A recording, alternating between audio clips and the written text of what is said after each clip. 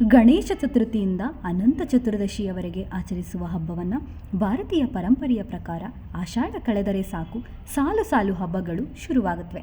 ಒಂದಾದ ಮೇಲೊಂದರಂತೆ ಹಬ್ಬಗಳು ಪ್ರತಿ ಮನೆಯಲ್ಲೂ ವಿಜೃಂಭಿಸಲು ಪ್ರಾರಂಭಿಸುತ್ತವೆ.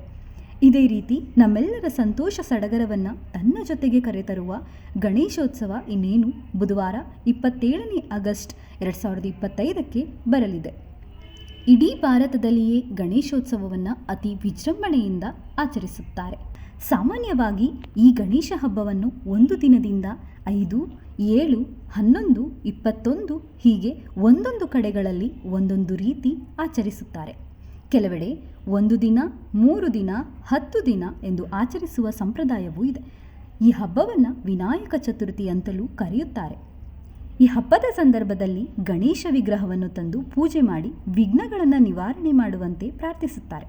ಇನ್ನು ಸಾರ್ವಜನಿಕ ವಲಯದಲ್ಲಿ ದೊಡ್ಡ ವಿಗ್ರಹಗಳನ್ನು ತಂದು ಮೆರವಣಿಗೆ ಮಾಡಿ ಇನ್ನಿತರ ಚಟುವಟಿಕೆಗಳು, ನೈವೇದ್ಯ, ಪ್ರಸಾದವನ್ನು ವಿತರಿಸುವ ಮೂಲಕ ಆಚರಿಸುತ್ತಾರೆ. ಆಗಸ್ಟ್ 27ಕ್ಕೆ ಬುಧವಾರ ಬರಲಿದೆ ಗಣೇಶ ಚತುರ್ಥಿ.